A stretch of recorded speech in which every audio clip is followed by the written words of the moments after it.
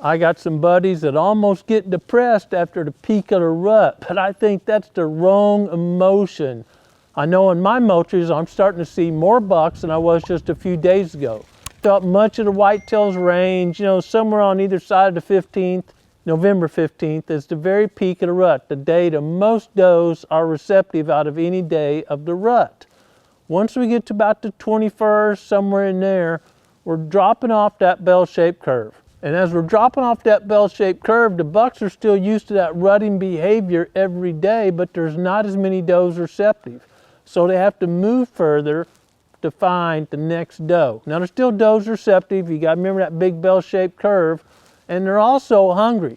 We know from pen research or captive research at universities that bucks lose about 30% of their body weight during the rut, 30%. That takes a 200-pound buck down to 140 pounds. So now that there's not a receptive doe, it seems like around every tree, or at least a scent in the air everywhere, they're gonna take a little time to eat. We're not back to a food cover pattern. My moultries are showing me that. But I sure am seeing more bucks during daylight than I was a few days ago. And that's simply because they have to work harder, they have to walk further to find the next receptive doe.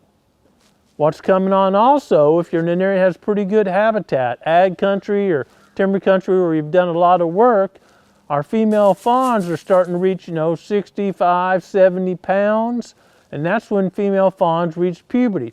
So we're going to see, potentially in some areas, another little lip of rutting behavior. And that's just because there's another big population of females becoming receptive. Watching those moultrie cameras is a great way to watch the pattern of the rut where you hunt.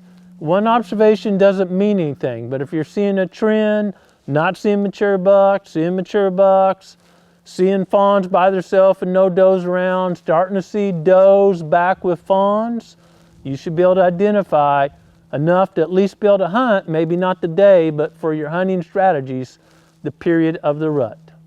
Each day from here, as the weather gets colder most times and we're dropping off that curve of the rut, food becomes more of a resource for bucks.